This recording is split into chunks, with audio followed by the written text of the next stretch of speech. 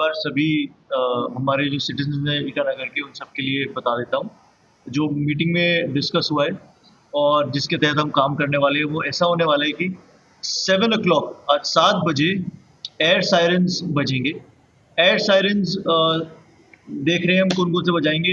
एक पॉसिबिलिटी है जो स्मार्ट सिटी का जो हमारा कंट्रोल रूम है उसके जो सायरन्स है वो बजाएंगे, और इसके अलावा और कहीं भी अगर हमारे पास एयर हॉर्न है तो वो बजेंगे। एयर सायरन जैसे ही बजेगा उसका ये मतलब है कि एयर स्ट्राइक हो गया है। एयर स्ट्राइक का मतलब है कि कोई एनिमी प्लेन आया है और हमारे किसी इंस्टॉलेशन पे, किसी बिल्डिंग पे अटैक किया गया है थ्रू मिसाइल या थ्रू बॉम्ब्स, और उस बिल्डिंग को और उसके अंदर जितने भी हमारे सिविलियंस हैं उनको डैमेज किया गया है। ऐसा एक मॉक एक्सरसाइज प्लान है। 7 बजे एयर सायरन बजेगा।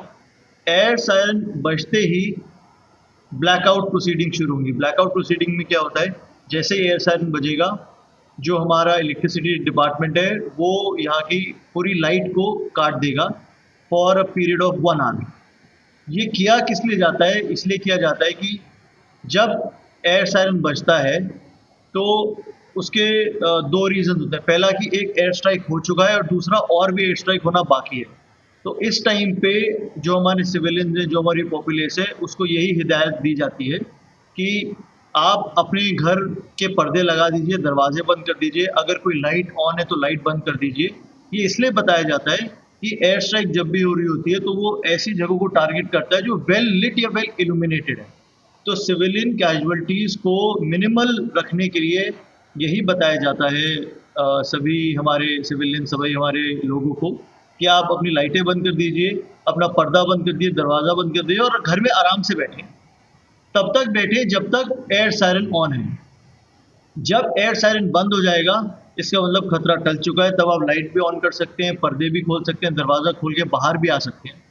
तो 7 बजे जैसे एयर सायरन बजेगा उसके कुछ मिनट बाद ब्लैकआउट प्रोसीडिंग्स होंगी जिसके अंदर लाइट जनरली बुझा दी जाएगी, लाइट कनेक्शन काट दिया जाएगा 1 घंटे के लिए।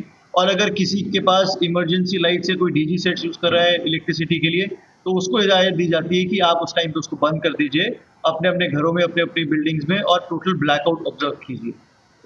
जैसे ही ब्लैकआउट हो जाएगा उसके साथ साथ ही इंटरनल गवर्नमेंट मशीनरी में एक मैसेज हमारे WT मैसेज से आ जाएगा कि कहाँ एयर स्ट्राइक हुआ है और क्या कंडीशन है।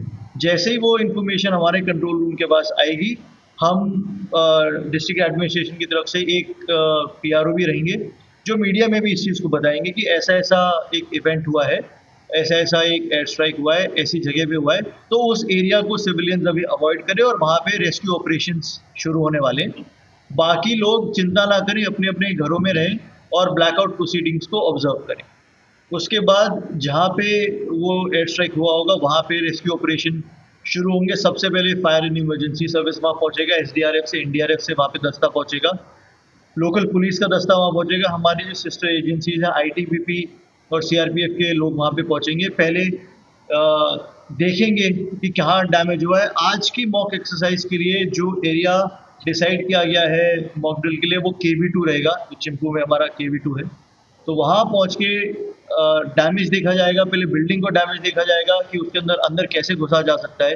वो असर्टन करके अंदर जाके जो कैजुअलिटीज़ हैं, इंजर्ड कितने हैं या फिर अनफॉर्चुनेटली डेड कितने हो गए, उसको एग्जामिन किया जाएगा। मेडिकल सर्विसेज वहाँ पे पहुँचेंगी, एम्बुलेंसेज में उनको डाला जाएगा और उसके बाद पहले तो आग लगी होगी तो फायर इमरजेंसी सर्विस पहले आग बुझाएगा, फिर एंट्री करेंगे हमारे रेस्क्यू ऑप्स के जितने भी दस्ते हैं, उसमें से फिर बाहर निकाला जाएगा उनको जो इंजर्ड या जो कैजुअलिटी हो गई उनको, और उनको उनके हालात देखते हुए अलग अलग जगह पे मेडिकल सेंटर्स पे ले जाया जाएगा।